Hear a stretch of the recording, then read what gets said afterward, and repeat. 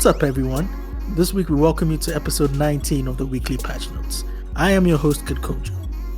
With me, as always, are my co-hosts, starting with Thamziri, a YouTuber and content creator. Find him at his YouTube channel at Thamziri for his personal gaming content. Tell me what's up. Yo, what's good, man? I'm good, bro. How are you? I'm chilling, man. I'm chilling. And second up is Maxwell, a millennial gamer with takes so ridiculous you're gonna scratch your head and wonder why you were listening to him in the first place. Maxwell, what's up? What's up? That was a hurtful introduction. Yeah, my bad. I'm sorry. I can't disagree too much. As always, our social media handles and links are in the description, so don't worry about missing out on any info. Alongside those are links to any articles or information with relevancy. With all that being said, don't forget to like, subscribe, and follow X to skip. Any and all support is welcome. Now, let's get into some gaming tidbits. But first of all, any admins, announcements? I just want to say I'm continuing my trend of binge watching random YouTube stuff. This week it's been an animating channel called Goobus. I forget which one it is. And also I've been binging on some Uncle Roger. Uncle Roger's funny, not gonna lie. I don't know. I'm indifferent, but whatever. Tell me you. I enjoyed it.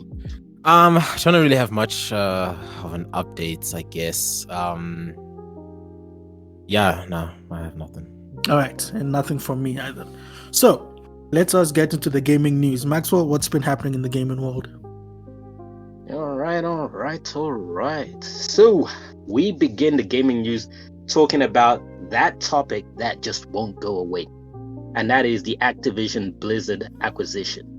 So, this week, EU regulators have approved Microsoft's acquisition. And this isn't really big news, as we all expected this. And it doesn't really change much. The only worthwhile questions left on the table are, 1, will Microsoft's appeal work against the UK regulators? And 2, where do the US regulators stand on all of this? Those two are really the only thing that matter at this current moment. But to build on the story, there's a lot of misinformation going around as to where do all these things leave the possible acquisition. So I just want to give my latest understanding of the situation, and that is that Microsoft needs the approval of all regulators to let things occur. The US with the FTC, the UK with the CMA, the EU with the EC, and China with SAMR. Right now, at the time of recording, the SAMR has approved the deal with no conditions. The EC has approved it subject to conditions. The CMA has blocked it and an appeal is pending. And lastly, the FTC is challenging. So that's where we are with the Activision Blizzard acquisition situation. And let's leave it there. Hopefully, we're not going to get any new things happening in for a while, because hell, man, I'm tired about talking about this thing, especially because we keep talking about it. And honestly, nothing is really changing that much. It's like, those legal court cases that involve big individuals, and it's going to drag on for months or years before we reach any point.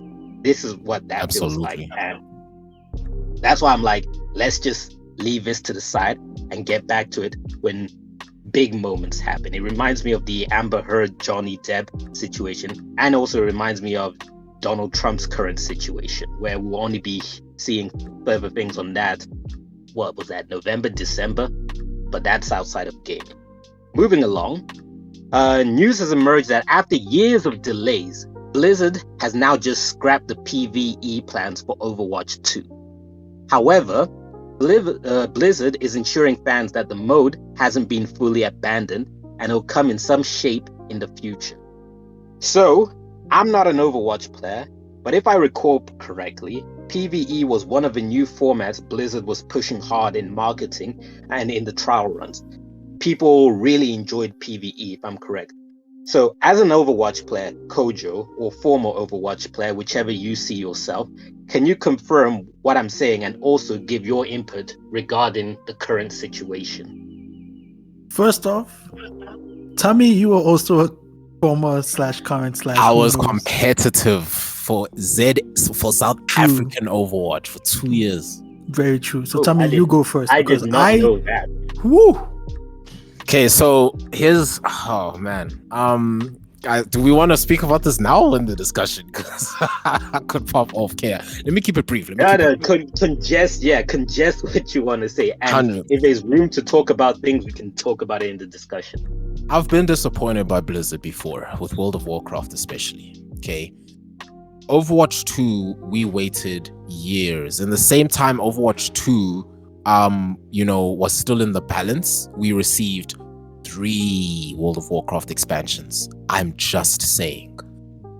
Now, with all the hype that came with a lot of it, of what they promised. Look, personally, I didn't really care all too much about them giving us a PvE, right? But to brand Overwatch 2 as Overwatch 2 when it's just the same Overwatch with just new characters and new game modes, it's not the same. It's in the same beef I have with Counter-Strike 2. It's just a map redone and extra new characters and skins. That's it. So for them to have now tell everyone that they're scrapping it, Blizzard can suck a bag. Kojo, can I compare it to what Bungie did with Destiny 2 when they shifted from Destiny to Destiny 2? Or is that different? No, that's completely different. Hella different. No, that's a whole campaign different. Yeah. That's a whole proper sequel. Destiny 1 wasn't even free. Destiny 2 was. It became free. Yeah. Because I just remember there was something about how they handled the transition to Destiny 2, which left a lot of sour taste in people's mouth. But eventually, as Destiny 2 rolled along, people saw how good it was. They were able to finally let go of things and just move on with Destiny 2. Yeah, you can't compare. Yeah, that's my piece. But Kojo, like to add anything to that? Dude, I could go. Oh my bloody days! Look, okay, real brief. As Tommy said, the main point of this Overwatch 2, to rebrand it to Overwatch 2, was the whole PvE thing. That was the main draw of, hey guys, the PvP is gonna relatively stay the same, new characters modes, but then the main selling point is the PvE. We're gonna charge you for the PvE. The PvP you can have free because they knew themselves they couldn't charge for the PvP. So like the PvE, we're gonna charge, and for them to scrap it all together, I feel sorry for the developers who had to work, because they announced this in 2019. That means that this has been going on for before that. And I don't know when they scrapped it, last year maybe? I like the point you've made, because in all of this, we tend to forget about the developers. We're always thinking about the players of, oh, you made us wait all this long. But what about the people who worked for that long and then nothing comes out of it? It's like a professional chef cooking a meal that no one's going to eat. Yeah. And the thing is, people were, when Overwatch 2 was announced, people were like, oh, it doesn't need a sequel. Why are you doing this? I was running defense for Blizzard for a long time.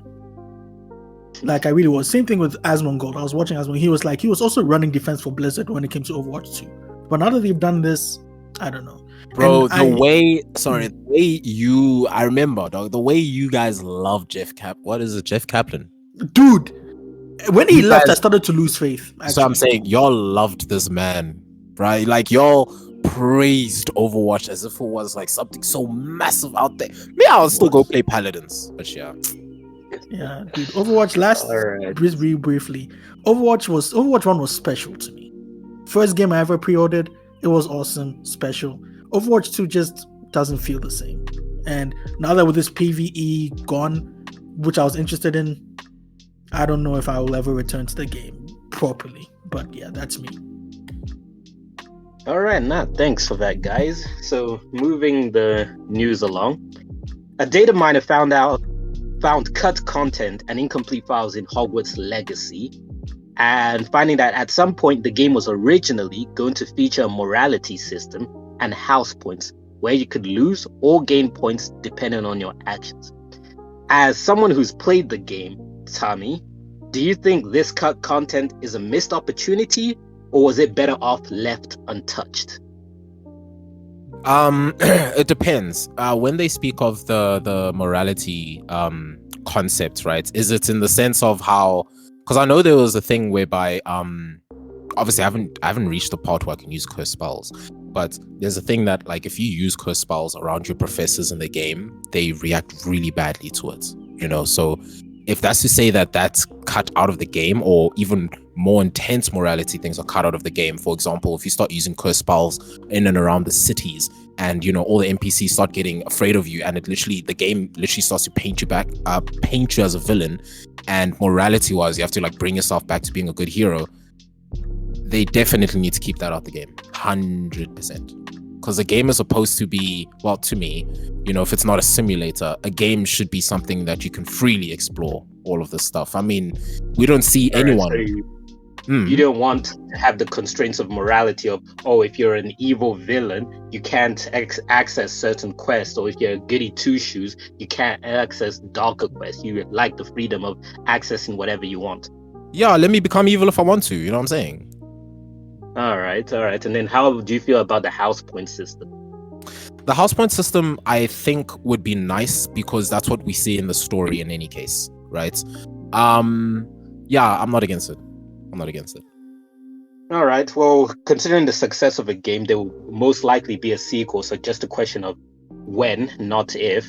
And we'll see if they will add some of the things they were not able to add from this game into the new one. And so, lastly, for the news section, it has emerged that Google is taking a page out of Twitter's book, in that the platform will start to delete inactive accounts that haven't been signed in for 2 years. Naturally, this caused panic due to the accounts and content of YouTube creators who passed away or became inactive for whatever reason, whether it's retiring or moving away from their channel. Google, therefore, has come up to clarify that YouTube content will be left alone for now, and they're mainly focused on Gmail, Google Drive, and online stories type of stuff. That's their main focus. So for those who enjoy the content of channels that no longer post content, you can breathe a sigh of relief for the time being. And that's it for the gaming news. Do you guys have anything to add to that? Tommy? No. I don't actually have anything. Okay, I have one thing, just one thing. So, there's this battle royale game called Vampire the Masquerade Blood Hunt. I don't know if you played it, Tommy. Masquerade? Yes, I have. Okay. Well, that's some battle royale, news. right? Yeah, the battle royale. Yeah. The Vampire battle royale. Yeah. Yeah, I've got some bad news. They're shutting down servers. They're shutting down. I figured, dude, I haven't heard anyone play that game. Surprised. This 2023 has been the year of live services being shut down. Yeah. So what they're doing is they're not shutting down the servers. The servers are going to be up for now, but they're ceasing development. And that's what we hear all the time. Yeah. That's similar to, what was that? Like the announcement for Dreams, that it's not shutting down, it's just the servers and updates are shutting down, but you can still share and do all of the stuff. Yeah, you can still create, you can still share, yeah. So the game Blood Hunt was announced, so it was released in early access in 2020 and then released fully April last year.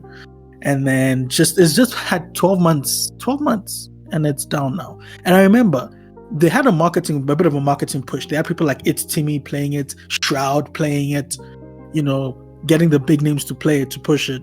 But even that couldn't, you know, it just, so the developer Shark Mob on a post on their website pretty much said, you know, the whole PR speak every time a game is being ceased to development. They said, you know, we've had a great time, you know, we've appreciated everybody playing it, but we just haven't had the numbers to sustain it, so we're ceasing development. But they also said something interesting. They were like, they're going to turn off the real world currency purchasing on September 26th, and they're going to find a way to make in-game currencies easier to obtain, so people can get cosmetics easier to obtain. Which is interesting, because most games don't do that. Most games are just like, thanks for the money, cool, we're shutting down the development of the game, we're out, peace.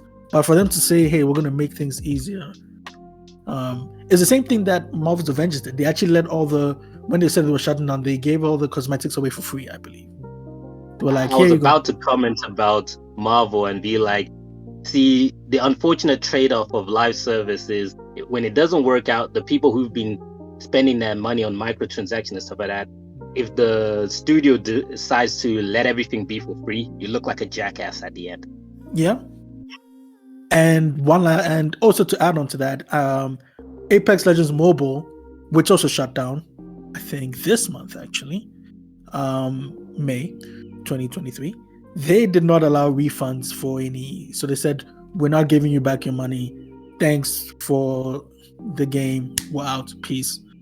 Thanks for the money. We're out. Peace. So, but Max, you mentioned something. You were like, you just mentioned it, that it's, if you release it for free, you look like a jackass. So which would you rather have it? Them release it for free at the end, or them keeping the money? When I said you look like a jackass, I meant more so the people who are spending their money as opposed to the studios. Yeah, I know. Oh, okay. I thought you meant the studios look like a jackass. No. I honestly, I would rather they keep the money, because it's a thing of, hey man, we thought this was going to be successful. It didn't work out how we thought. It's unfortunate. As opposed to, yeah, it didn't work out. Here's everything we were nickel and diming. You can have it for free now. Because at least if you still have to pay, I spent money which has some sort of value. The game is dead, but at least my money went to something. Whereas when it now is released for free, it's like, why the hell did I spend this money at all? Yeah, I agree. True. But yeah, that's it. Blood Hunt, unfortunate. I watched a bit of gameplay when it came out last year. It looked fun, but it wasn't available. It was only available on PC and PlayStation 5. If it was available on PlayStation 4, I would have tried it out, but it wasn't. So I can't really speak to if it was. But people enjoyed it, but I guess it didn't have that staying power. And again, it's a battle royale dominated by battle royales. They're a dime a dozen now. So to break into that market, yeah, it's hard. But anyway, that is it for my news. So, moving on to the gaming corner, which is me.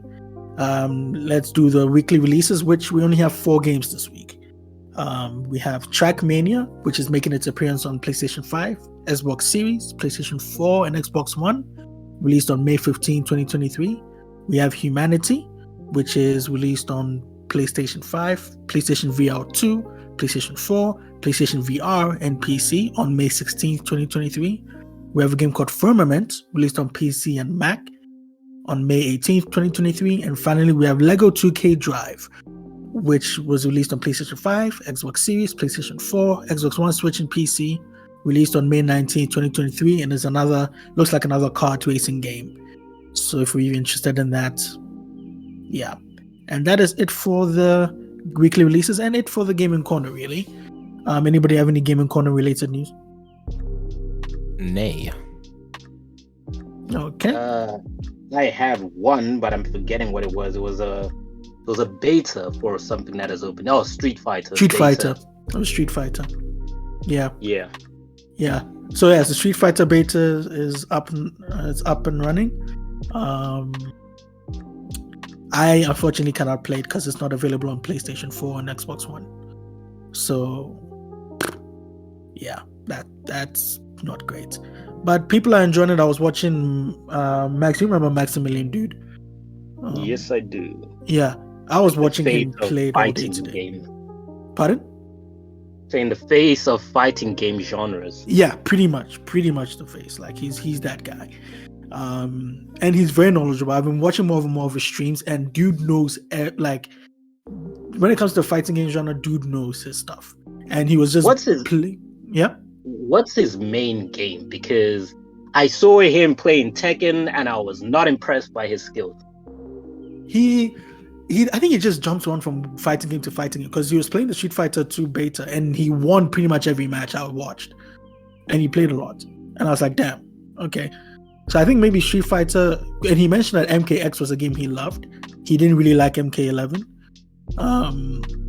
So I think Street Fighter is a big one because he went back and he was playing the old Street Fighter 2s, like Street Fighter 2 Turbo, Champion Edition recently. So I think Street Fighter is like one of his mainstays, but he's looking forward to Tekken 8, obviously.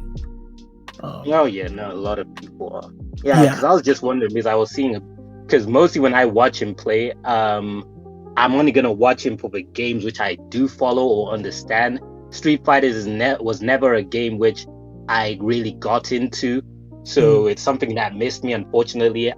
Mortal Kombat found me, Tekken found me, but Tekken is my main one, so I was just watching him playing Tekken, and I was just like, he's decent, but he's not anything amazing. So it just had me wondering, like, everybody has people who play fighting game, whether it's Smash or whatever. Everybody has that game of theirs where it's like, this is where my expertise shines. So I was just wondering what his was. But all right, now we can move along. Yeah, no problem. All right then. So, hey guys, we hope you're enjoying the show. A quick reminder to like, subscribe, and follow so we can get the show to more people. I'm your host, Kid Kojo. With me, as always, are Maxwell and Thamziri. Let's keep this conversation going with Twitch and YouTuber news. Tummy, start us off. Anything juicy? Okay, so Kick streamers are jailed after offering to marry a 15-year-old girl. They now wait, what? Yeah, you asked for juicy, but Nick, here it is. They now face up to 10 years in Nepal prison. So, two live streamers known as Suspenders and Slightly Homeless have been arrested and held by police in Nepal. It is believed that they have been charged after speaking to girls as young as 15 and asking to marry them. So a number of Kick streamers, also including Ice Poseidon, who I think we all know who that is, are currently in Nepal streaming IRL content. On May 18th, Suspenders and Slightly Homeless spoke to two women while streaming. The girls said that they were in grade 10 at school, meaning age between 15 or 16, depending where you are. There is a clip which you guys will get in the actual description of the show. You can go check it out yourself, right? So the clip was then shared on the Reddit, the subreddit called r/Nepal, which is still very much highly voted. You could probably still go check it out on Reddit, with a poster asking people to share the video to the police. Later on in the stream, police could be seen arriving before the camera was shut off. Right. So, once held in Nepalese jail, a woman who claimed to be from the US Embassy arrived to begin to discuss the situation with the two streamers, giving them their options. She said that the police had arrested them after seeing footage of Slightly Homeless rapping about inappropriate things, air quotes, and offering to marry a girl who was underaged. Homeless then admitted, "I was rapping. I said some things I probably shouldn't have said." I'm probably saying it the same way he said it in the video. It was so dumb. The video's just, yeah, anyways. The US Embassy officially recommended that the pair seek legal advice from a set of available attorneys in Nepal. They also advised that the most extreme that they could face up to is 10 years in prison in Nepal. However, an officer advised that another streamer who visited the prison is likely that they will be deported. Right, so the other streamer who was going to be deported, Real Moses B, said that Homeless was set to be deported after calling his parents and was in tears. Meanwhile, Suspenders is set to spend up to 60 days in the prison, just for now, until he can actually, go to trial for it. So Suspenders has previously found himself in certain controversies on Kick before all of this, when he was accused of engaging in intercourse in front of a child, sexually assaulting a woman on stream, and for shouting at Japanese people on the train. Yeah. This is a developing story, and we'll see where the updates take us from there. It sounds like karma to me. Oh, 100%. It was leading up because of all the shit that Suspenders has done in the past. Oh my goodness. Yeah, just do something dumb in the wrong country and you'll see fire. Facts. So yeah, but then that's also another thing where people I feel need to understand, especially live streamers, because they love going to other people's countries and recording their shenanigans. People need to understand, when you go into somebody else's country, that's like going into somebody else's home. Respect their country and abide by the law. Don't be doing dumb shit as if you're back home. That's not gonna fly. Exactly. No, proof is in the pudding, my guy. Kojo? No, that was actually because I didn't know that's what they were in there for, because I heard randomly on LSF, which is live stream fails on Reddit. And I saw that they were in there, but I didn't know what for. That is wild to me. Yep. And you actually got, because I'm gonna add what Suspenders did, because what he did previously, because I remember the whole Japan situation on the train station where he was blasting dubstep music because people still listen to dubstep music in 2023. And he was shouting at Japanese people to say learn English, speak English, blah blah blah blah blah. But you touched on that. Yeah, like Max said, it's karma. Suspenders has had it coming for a long time. So yeah. Oh wait. All right. So Tommy, you're done? Yeah, that's all me, bro. Okay. Sticking with Kick. Kick has announced their requirements of becoming an affiliate. Well, they've clarified, because I think people were still confused of what it takes to become an affiliate. So if you want to become an affiliate on Kick, here's what you have to do. You have to stream for more than 5 hours and gain 75 or more followers. You have to stream for 30 days in the past. You have to stream for 30 hours in the past 30 days. Stream for 12 unique days in the past 30 days. A minimum average of 75 live concurrent viewership in the past 30 days. 300 unique chatters in the past 30 days, and a minimum of 20 active subs in the past 30 days. I'm sorry. For just affiliates. Yeah, that's what it says, to become a Kick affiliate. Ways, bro. Dude, I saw that as well, because I thought it was to get partnered or whatever. But I think affiliate, you get that tick mark as well. I don't know how it works on. I actually don't know how it works on Kick. I don't know if affiliate is partner on Kick, or if it's like Twitch where it's affiliate then partner. It's weird on Kick. Okay, I have a suspicion as to why they're probably doing this, but continue. No, that's pretty much it. Okay, so first of all, those requirements are higher than Twitch by far. Yep. Okay, when Kick says they need about, what did you say, 75 concurrent viewers in a month? 75, yeah, in the past 30 days, yeah. Twitch, it's 3. Yeah, it's 3. No ways. So here's why I think they're doing this, is because when they had released that their royalties is a 90 and 10, right? 90% to the peeps, to the actual streamer, and 10% goes to Kick. They probably realized they're actually losing a lot of money by doing that. And so they're probably now going to say that, I won't be surprised if they're going to say that 90-10 is actually now going to be moved over to affiliates only. Or even partners. Partners will get the 90-10. Then there's now going to be a new metric system for affiliates. And now I'm really curious to see what's going to happen to startups on Kick. Because that's why people move to Kick, is because it's easy to get started in a content creator career on Kick than it is on Twitch. That's mainly the reason most people I know move there. That's mainly the reason I even consider to move there, right? But now, if this is what they're going to tell us, that we have to reach just to be affiliates, bizarre. That's Bizarre, bro. No. Yeah. I understood that reference. Yeah, hella, bro. Hey, for those of you who are not South African, watch the video. Please, I'm going to put a reference in there. But yeah, this is bizarre to me. Oh my days. Yeah, I need to read up on this more. Okay, away. Thank you, bro. No problem. One last content creator news. So everybody know Linus Sebastian, also known as Linus Tech Tips? Oh, okay, I know the news. It was on my Reddit. Yeah, Max, you know Linus. Yes, I do, and I actually know this news. Saw it on Twitter. Yeah, it was big. It was trending on Twitter. Everybody was shocked. So, for those who don't know, Linus Sebastian, or Linus Tech Tips, is stepping down as CEO of Linus Tech Tips. Funny. Well, it's not funny. Well, he's stepping down from that role, and he said he's going to transition into a new role, one that will allow him to have on-camera time just as much as always, if not more.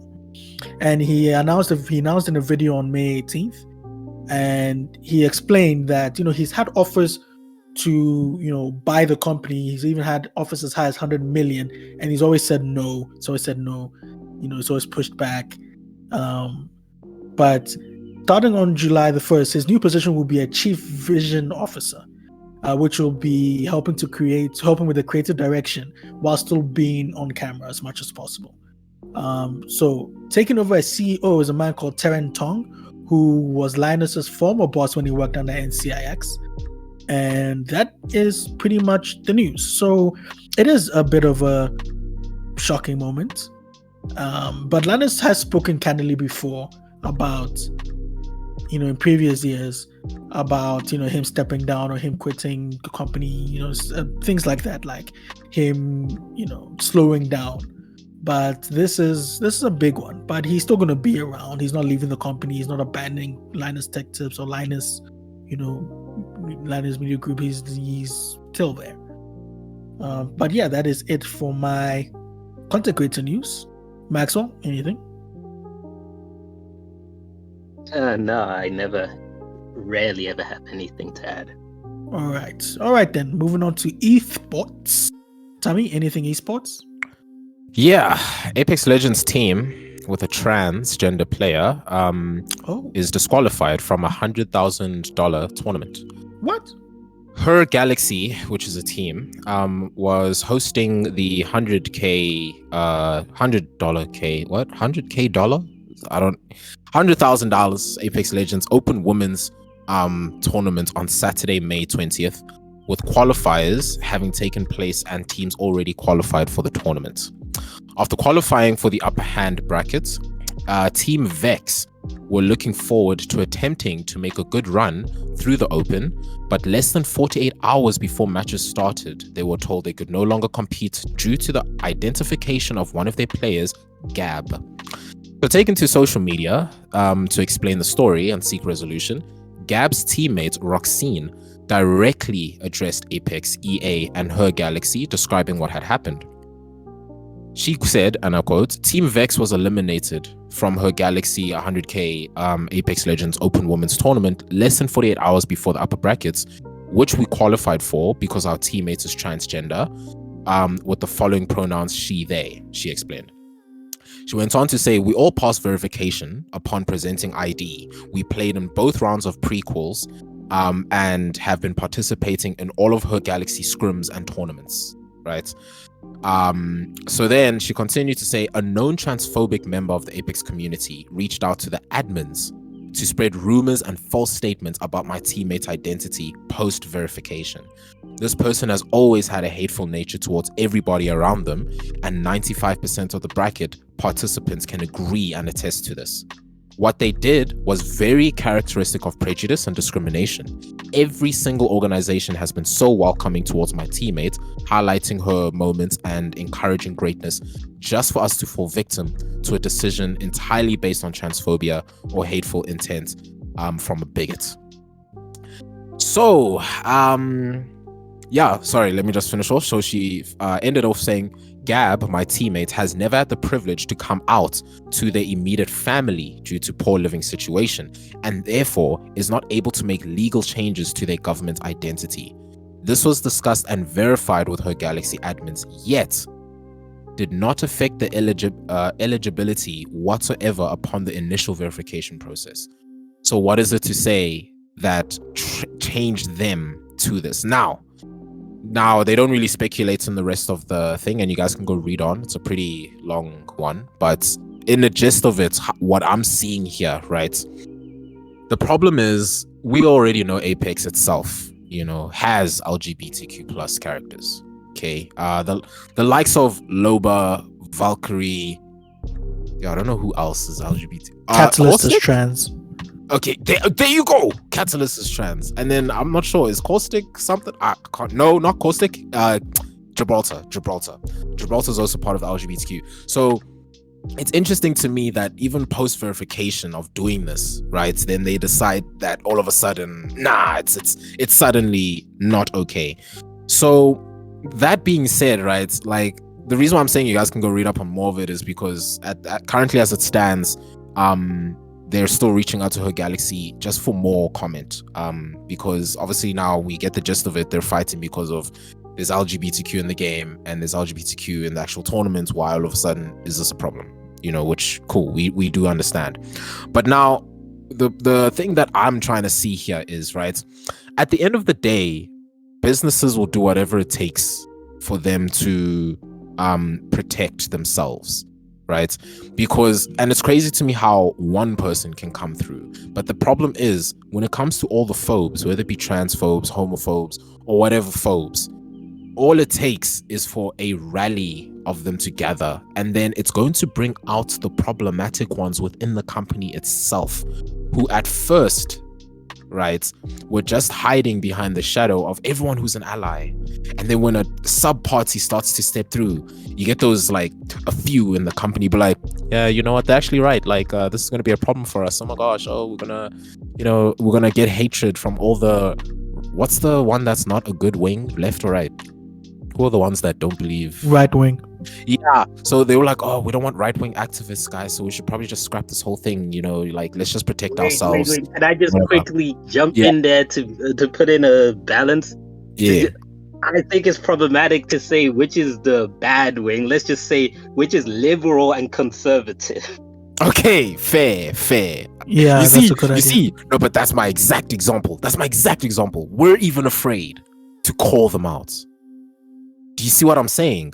So that is why I believe this. I'm not going to say like I'm afraid. I just want to say like, because for me, I find myself more centralist, where the ideas on the left that I like and the ideas on the right that I like, but neither one is right, neither one is wrong, but they both have their moments. So I personally like to take the ideas that I agree with and ignore the ones that I don't agree with to formulate my own stance, so that I'm not on the left, I'm not on the right, hence why I say centralist. So that's why I'm like, let's just call them conservative and liberal, because there's some of them say, where you look at them, be like, are you serious? And then the other stuff, they'll say, well, like, yeah, I get where you're coming from with this. So that's exactly what I think, the likes of Her Galaxy and their admins who are running the tournament were probably thinking as well, is to say, look, it's $100,000 tournament, with all of this hate that's now coming out, this could ruin the tournament from continuing. Rather, it's probably best that we just eliminate those who are causing the problem and just continue with the tournament, which is wrong. Obviously it's wrong.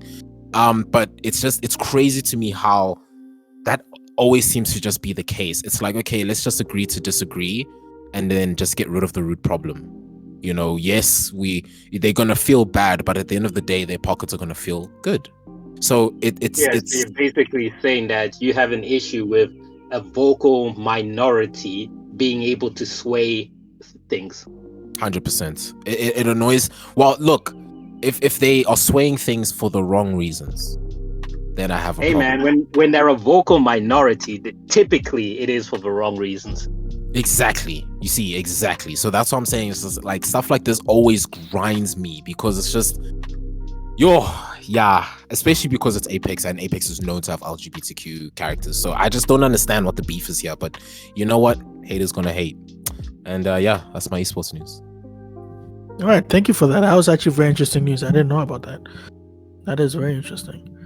I personally do not have any esports news this week, so let's continue and move on to the discussion period. Now, Maxwell, what are we discussing today? So pretty much we're just gonna quickly, and I emphasize quickly, just talk about our expectations of the PlayStation Showcase, where we had previously discussed about Jeff Grubb releasing his announcement to his window of events, and the PlayStation Showcase was put in the week of May 25th, and it turns out he was right there, spot on. So I just wanted to split it up into two sides, where first of all, we talk about what do we think first party wise Sony will announce, and then secondly, what do we think third party wise they will announce. And you can mix both your hopes of what you would like them to announce versus what you think they will announce. So just to keep let the ball roll, I'll start up and say, regarding first party, I think Sony is obviously going to talk about Spider-Man 2. Whatever game, first party game does these guys have? I should have written down a list or something, but I'm spitballing here. Looking at their previous showcase, there was that Last Ronin or something like that game where they've got another team who are making it for the PS5 exclusive. I think we're going to see a bit of that. Oh, we are also going to, most likely, I'll put money on this, we are going to see footage for Last of Us Factions, because supposedly that game is coming out later this year, and we still haven't seen jack all except a concept art, which is insulting in my opinion. And to put on one more first party thing, let's see, what are these guys been hyping up? Okay, just to throw spitball, I think we'll see another thing to do with Gran Turismo, as these guys try to build up for the Gran Turismo movie. That's my first party take. Obviously, there are other stuff, but since we're speaking off the dome, I can't exactly remember everything. I would have to go online on a website and look at all of the stuff and be like, oh yeah, we got this, we got that. Tommy, thanks for that, Maxwell. Okay. I don't even know if this game is first, second, third party. Chrono Odyssey. Now I know it's pretty much, people know about it already, right? I already know that. But if there's one thing Sony loves to do, it's boast about their graphics. Okay. So I'm sure they're going to mention that 100%. Then I don't know. I haven't heard any news as of late regarding Horizon. If they're going to put out some more IP out there, but showcase wise, look, I'm sure they're going to showcase something along Horizon, 100%. And then lastly, Max, you already took my Gran Turismo because of the movie. Damn it. I don't know. Yeah, I don't know. I'm gonna just be with Max as well, because the Gran Turismo thing, 100%. Like, if there's one thing these guys love as their own exclusive, it's GT, bro. Hundreds. Yeah, that's me. All right. Thank you very much, Tommy. For me, Max already said the big two, Spider-Man 2 and Factions. I'm pretty sure they're going to show those. Well, they have to show those, especially Spider-Man 2, because it's rumored to come out later this year. Factions has been in development for a long time. We haven't heard anything. We have to be seeing something from that. Insomniac, who are making Spider-Man 2, are also making Wolverine. I doubt that's going to make an appearance, because they're just going to focus on Spider-Man 2 pretty much, but you never know. I would like to see something of it. I would also like to see Sony Ben Studios' next game. They worked on Days Gone, which I liked. Overall, all things considered, I would like to see what they're working on next. Next is Cory Barlog's game for Sony Santa Monica. I want to see what he's been working on ever since he finished God of War 2018. And then lastly, Sucker Punch's next game. Sucker Punch made Ghost of Tsushima, which I adore. And I want to see what they're working on, if it is a Ghost of Tsushima 2 or something completely different. And also Tommy mentioned some Horizon, some things with Horizon. I know they're working on a multiplayer experience, so it'll be interesting to see if they announce. I doubt it, because they've announced Horizon stuff. The DLC just came out, so we'll see. But those are my first party picks. Yep. All right. So, and then heading into third party, I'm expecting obviously Final Fantasy 16, as we're dwindling down to the final. The game's coming out next month, so this is probably going to be the final hype moment for it. And I do expect, one of the annoying things about gaming in this modern day is being blasted with too many ads or trailers for something. But I think we're going to get another Final Fantasy thing, because Sony's putting money into marketing that game, so they want to see their revenue come back for that. Then I also expect us to see a little more of some Tekken, as we haven't really seen anything more except these, regular announcements of fighters coming in and how their new designs are and stuff like that. Let's see, third party. Also, I expect something of like Stellar Blade. That is it a Chinese game? I think so. Yeah. South Korean. South Korean. My bad.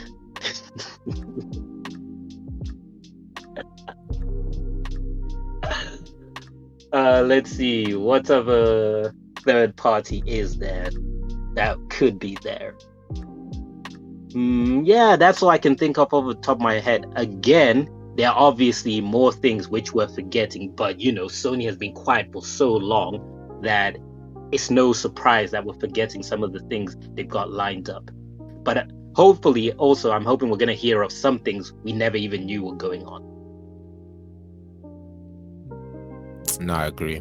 I want to see what they're going to do with Mortal Kombat 1, PS-wise. I'm just curious. Tammy, anything third party? I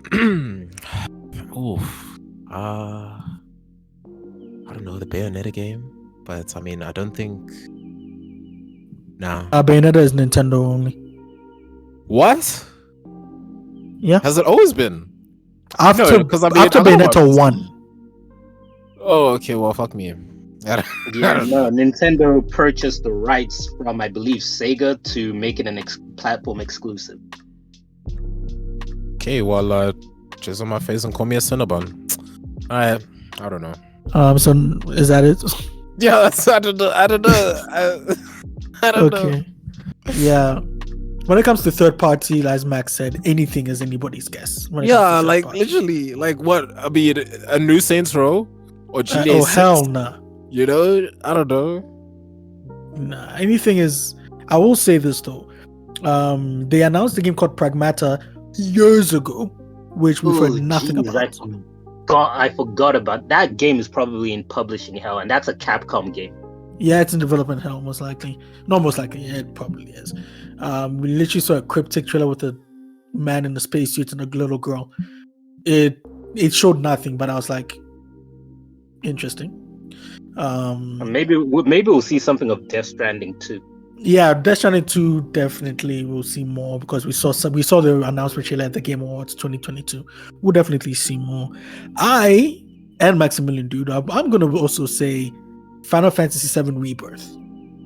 Oh yeah, I forgot about that game. I'm not expecting that game, because I think personally, I could be wrong, but personally I think Square wants to keep the focus on 16, and once 16 is out of the way, then they'll start shifting on Rebirth. But I also think that 16 and Rebirth are two big games for Square, and I don't see them releasing two big games in the same year. I think Rebirth will be shifted into 2024 early year.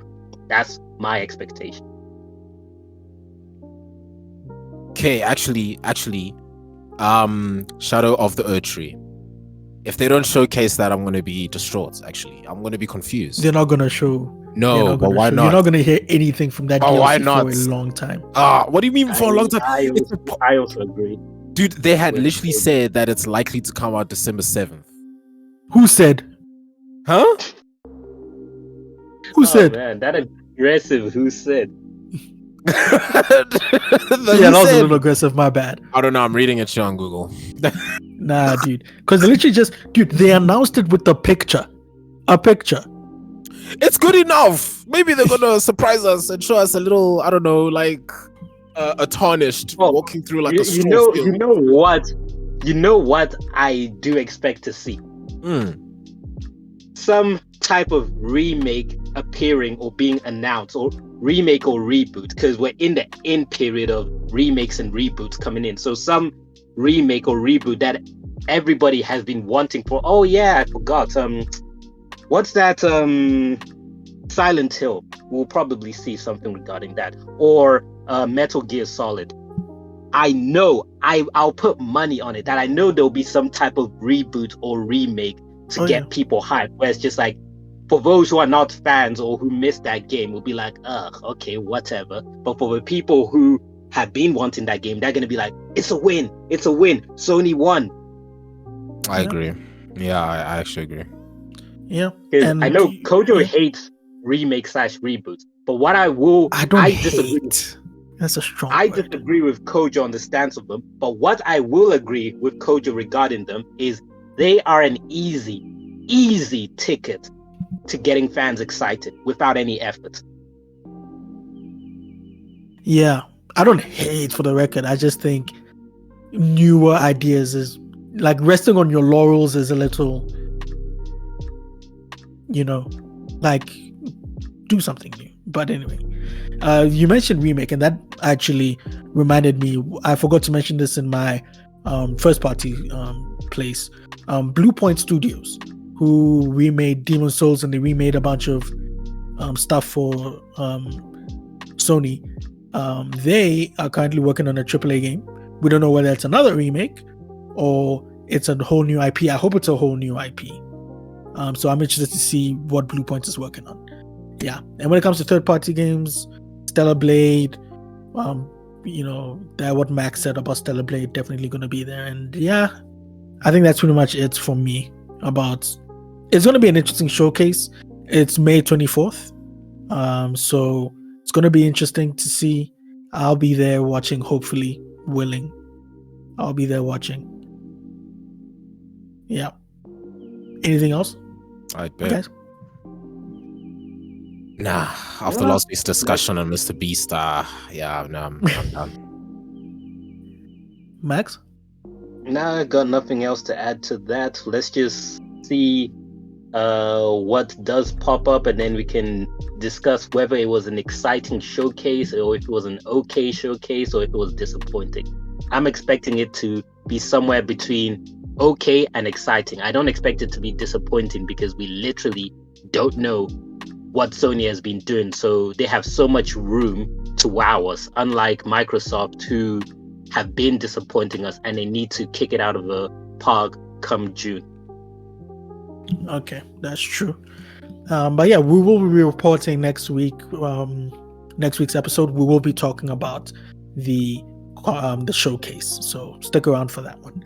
All right, now moving on finally to the News Blitz. Maxwell, hit us up with the News Blitz.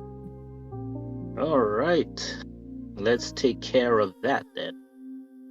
So, for the One Piece fans out there, the Mario movie is out on Blu-ray now. Do with that information as you please. If you know, you know. Then, going on a bit of a downer, the actor Brendan O'Brien passed away this week at the age of 60. He was mostly known for being the original voice of Crash Bandicoot and other characters like Dr. Neo Cortex and Tiny Tiger. At the time of recording, it has not been detailed what the cause of death was.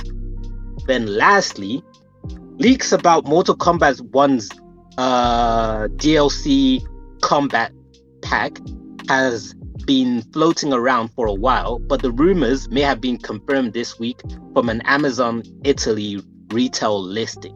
The listing details Omni-Man, Homelander, and Peacemaker as playable characters coming in the DLC.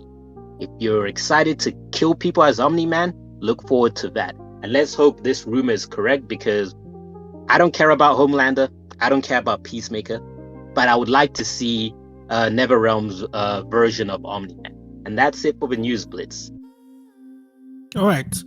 I just want to preface what Max said by saying Mortal Kombat 1 has been announced. It was announced on May 18th with a trailer, CG trailer, obviously, that looks pretty cool. But again, it's a CG trailer, doesn't tell us much. People were hoping to see more at the PlayStation Showcase. I'm not too sure we'll see more at the PlayStation. Maybe we will. I think the timing is very convenient. But I think if we don't see it at the PlayStation Showcase, we will see it at Games Fest, I'm pretty sure.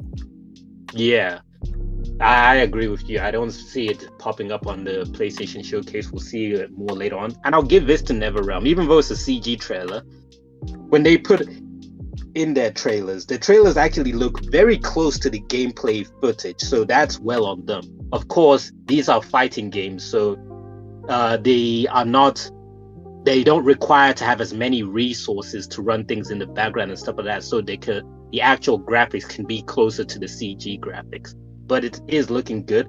And Mr. Ed Boon did confirm that with this being a reboot, there are new story bits where some of the characters, their background and stuff like that are different. So like maybe you have Kitana, who used to be an ally of Louis Khan. She might not be an ally. Or you've got Sub-Zero and Scorpion, who are rivals. They might not be rivals anymore. Or Shao Kahn is an emperor trying to conquer Earthrealm. That might not be the situation anymore. And that gets me excited because I want a new story. And hopefully also some respect can be put on certain characters' names, like Reptile. Yeah, I agree. New story beats and more focus on certain characters that need more focus on. True. But yeah, any last minute things anybody wants to say, Maxwell Tom? Yeah. Nine. Quick one, Max. What did you mean about One Piece fans in the Mario? Oh, really? It took me a while to get that one. It took me a Bro, while. I'm still stumped. I'm like, what does he mean? Is he talking about We'll One tell Piece you after Odyssey? we'll tell you after the episode. Yeah, Okay. I do not want to say it outright with Nintendo lurking. Oh, fair enough. Fair.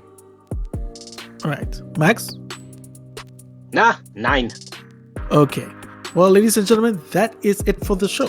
Thank you for joining us. Make sure you like, subscribe, and/or follow for more, whichever is applicable to your preferred listening platform or preferred platform. Sorry, we make sure we're everywhere. Otherwise, if you have any comments, suggestions, or just want to say hi, you can do so in the comment section. That is all for this week. We'll catch you again next week. Be good, stay healthy, and join us again for more gaming tidbits. This has been X to Skip from me, Kojo, and Thamziri and Maxwell.